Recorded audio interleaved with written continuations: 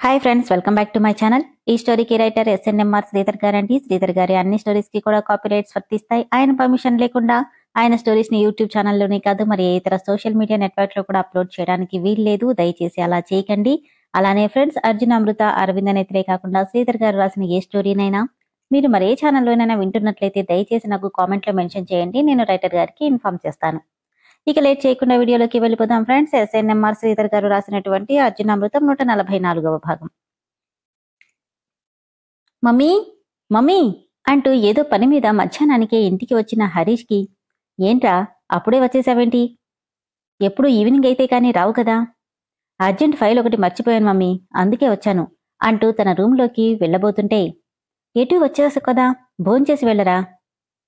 సరే అయితే తొందరగా వడ్డించు అంటూ హ్యాండ్ వాష్ చేసుకుని డైనింగ్ టేబుల్ మీద కూర్చోగానే, నేహా మీ ఆయన వచ్చాడమ్మా, త్వరగా వచ్చి వాడికి భోజనం వడ్డించు అంది సులోచన. ఆ మాటికి ఏంటి అంటూ పైకి లేచిన హరీష్కి ఒళ్లంతా చెమటలు కక్కుతూ కర్రీ బౌల్తో విసురుగా బయటకు వచ్చిన నేహాని చూసి గట్టిగా నవ్వేశాడు హరీష్. మమ్మీ, నువ్వు కేక తెలుసా? దీనికి గరిటె పట్టుకోవడం కాదు కదా, అది ఎలా ఉంటుందో కూడా తెలీదు. అలాంటి దాంతో వంట చేయించావా? గరిటె ఎలా ఉందో తెలియకపోయినా వంట చేయడం ఆడజాన్ని జన్మ హక్కు. ఈరోజు మీ ఆవిడ చేతి వంట టేస్ట్ చేసి చూడు. అమ్మో వద్దు మమ్మీ, ఆకలితో పస్తులున్నా పర్లేదు కానీ నాకీరోజు అర్జెంట్ మీటింగ్స్ ఉన్నాయి అని చెప్పి వెళ్ళిపోతుంటే, ఆగరా, నీ పెళ్ళాం చేసింది నువ్వే తినకపోతే ఎలా? పైగా మొదటిసారి మన ఇంట్లో మీ ఆవిడ వంట చేసింది. నోరు మూసుకుని తిను. తప్పదా? తప్పదు అని ఇంకా ఏంటమ్మా చూస్తున్నావు, సర్వ్ చేయి అని సులోచన చెప్పడంతో, అసలు ఇదంతా ఈ అర్జున్ గాడి వల్ల వచ్చింది. పర్మనెంట్గా నన్ను ఇంటికి పని మనిషిని చేసేశాడు అనుకుంటూనే కోపంగా ఇద్దరికీ సర్వ్ చేసింది నేహ. శ్రీ ఆంజనేయం ప్రసన్నాంజనేయం అనుకుంటూ తినబోతుంటే, రే నోరు మూసుకొని తినరా. అది కాదు మమ్మీ, నాకెందుకో భయంగా ఉంది. నోరు మూసుకొని తిను, ఏం కాదు కాని అనడంతో తల్లి కొడుకులిద్దరూ ఒకేసారి నోట్లో అన్నం పెట్టుకుని తూ అంటూ ఊసేశారు. మమ్మీ కారం కారం అంటూ పరుగు పరుగున ఫ్రిడ్జ్ దగ్గరికి వెళ్లి బాటిల్ నీళ్లు మొత్తంగా తాగితే గాని నశానానికి అంటిన కారం తగ్గలేదు హరీష్కి. ఏంటమ్మా ఇది, ఇంత ఉప్పు ఇంత కారమా? మనుషులు ఉండాలా పోవాలా? నేను ఆల్రెడీ చెప్పాను కదా, నాకు వంట రాదని, మీరే చేయమన్నారు. నీకు రానప్పుడు నన్ను అడిగితే నేనొచ్చి నేర్పిస్తాను కదమ్మా. ఏమో, యూట్యూబ్లో చూసి నేనే ట్రై చేశాను. నీ యూట్యూబ్ వంట అఘోరించినట్టే ఉంది. అది సరే కాని అన్నమేంటి అదో రకం స్మెల్ వస్తుంది? స్మెల్లా? ఏం స్మెల్? ఏమో, ఏంటో అదో రకంగా స్మెల్ వస్తుంది. ఓ అదా, ఇందాక రైస్లో ఒక చిన్న చీమ కనిపించింది, అందుకని. హరీష్ వస్తూ, అందుకని రైస్ మొత్తం ఒకేసారి గమాక్సిన్తో క్లీన్ చేసి తర్వాత ప్రిపేర్ చేశాను అనగానే షాక్తో నోట మాట రాకపోగా, గమాక్సిన్ అన్న మాట వినగానే కడుపులో తిప్పినట్లై పరిగెత్తుకుంటూ వాష్ బేసిన్ దగ్గరికి పరిగెత్తారిద్దరూ. ఏమైంది, ఎందుకలా వామిటింగ్ చేసుకుంటున్నారు అని అమాయకంగా అడిగింది నేహ. ఏం కావడమేంటే తింగరిదానా, నీకు తెలియకపోతే అడిగి చావచ్చుగా, మమ్మల్ని డైరెక్ట్గా పైకి పంపే ఏర్పాట్లు చేస్తున్నావా? మమ్మీ ఏంటిది? అంతా నా కర్మరా నాయనా, కర్మ. వంట రాకపోయినా పర్లేదు కానీ ఇలా చీమల్ని బొద్దింకల్ని చంపే వాటితో కూడా అన్నం వండుతారని నీ పెళ్ళాం వల్ల నాకు ఈరోజే తెలిసింది. నేహ ఉక్రోషంగా, అయితే ఇంకెప్పుడు నాకు ఇలాంటి పనులు చెప్పకండి. ఇంకేం చెప్తాను తల్లి, నువ్వేంటో బాగా తెలిసిందిగా. నువ్వు చెప్పింది నిజంరా హరీష్. ఈ పిల్లకి అమృతకి నక్కకి నాగలోకానికి ఉన్న తేడా ఉంది. అమృతది నిజంగా అమృతం లాంటి చెయ్యి, తనది. తను ఏదైనా చేసిందంటే ఎంత బాగుండేదో. కోపంగా, దాన్ని నాతో పోల్చకండి. అది చదువు సంధ్య లేని మొద్దు. అదెక్కడా నేనెక్కడా. కాని సంస్కారంలో, పద్ధతుల్లో, సంప్రదాయాల్లో తను హిమాలయమంతైతే నువ్వెక్కడో పాతాళంలో ఉన్నావమ్మా. ఉదయాన్నే లేచి స్నానం చేసి పూజ చేసి గాని ఆ పిల్ల బయటికి రాదు. అలాంటి పిల్ల కోడలిగా రావాలనుకున్నాను. అలాంటి పిల్లే ఎందుకు, దాన్నే తెచ్చుకోకపోయారా దరిద్రం వదిలేది అంది నేహ. తెచ్చుకునేదాన్ని, తనకి పెళ్లి కాకుండా ఉంటే. ఏం చేస్తాం, నీలాంటిది నా ఇంటి కోడలిగా రావాలని రాసిపెట్టుంది. నీకంటే ఎటూ బుద్ధి లేదు. కనీసం మీ నాన్నకన్నా బుద్ధి లేదా? ఆడపిల్లని ఎలా పెంచాలో ఆ మాత్రం తెలీదా ఆయనకి అంది సులోచన.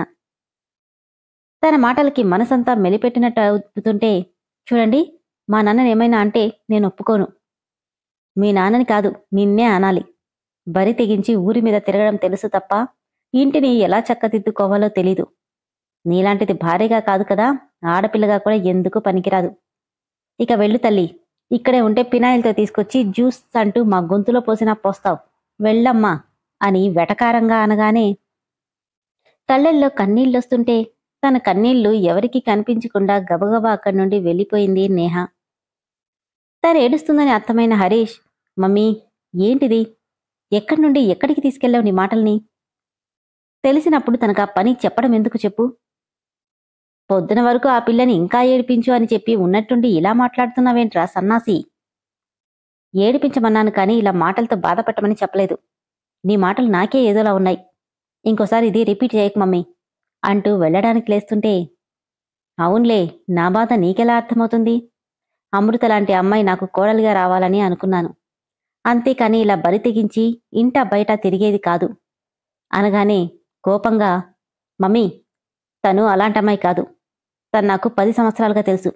అమృతలాగా వంట పూజలు లాంటివి చేయకపోవచ్చు, కానీ నువ్వనుకునేలాంటి అమ్మాయి మాత్రం నేహ కాదు.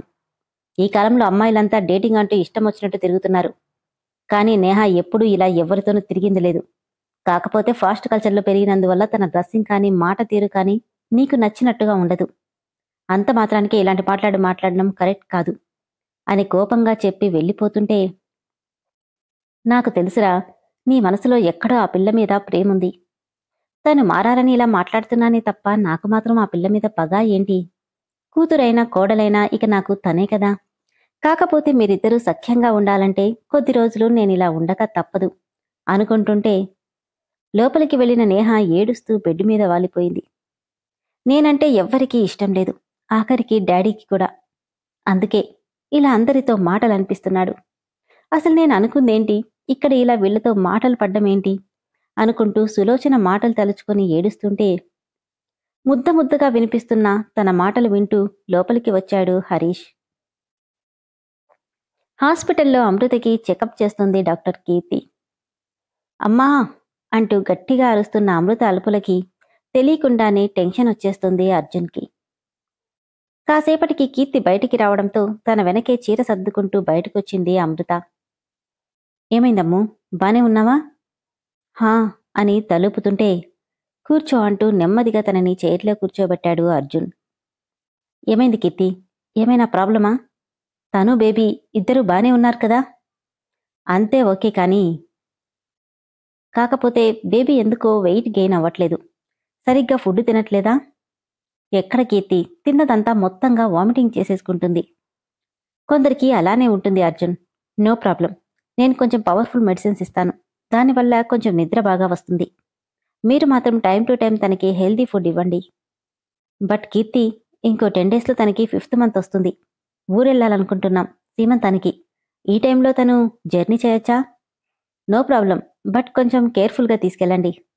ఓకే, థ్యాంక్ యూ అని నెమ్మదిగా తనని నడిపించుకుంటూ తీసుకెళ్లాడు అర్జున్. భాగ్యం చలపతితో, ఏవండి, ఇంకో 10 రోజుల్లో అమృతకి శ్రీమంతం చేస్తున్నారంట అంటుంటే ఏదో ఆలోచిస్తూ, అలాగా, ఎక్కడా? ఇంకెక్కడ చేస్తారండి, పుట్టి పెరిగిందంతా ఇక్కడేనైతే. ఇక్కడే రఘురామయ్య పెద్ద పెద్దన ఏర్పాట్లు చేయిస్తున్నాడు. ఏదో ఆలోచిస్తుంటే, మీరేమనుకోకపోతే నేనొక్క మాట చెప్పనా అండి? ఏంటి? ఎంత కాదనుకున్నా అమృత ఈ ఇంటి ఆడపడుచు. మనమిప్పుడు అనుభవిస్తున్న ఆస్తంతా నిజానికి చెప్పాలంటే తనకే చెందాలి. అందుకని అందుకని అని కోపంగా అన్నాడు చలపతి. పుట్టింటి సారిగా మనమేమైనా తీసుకువెళ్దాం. సారేనా అంటూనే తనలో తనే ఏవో పథకాలు వేస్తూ, దాందేముంది, తప్పకుండా తీసుకెళ్దాం భాగ్యం అన్నాడు చలపతి. ఈ మాటలన్నీ విన్న ప్రవీణ్, మా నాన్నకి నిజంగానే మైండ్ దొబ్బినట్టుంది. లేకపోతే నేను చేసుకోవాల్సిన పిల్లనికి శ్రీమంతం జరుగుతుంటే సారే తీసుకెళ్తాడంట. సారే ఛ అనుకుంటూ అక్కడి నుండి వెళ్ళిపోయాడు ప్రవీణ్.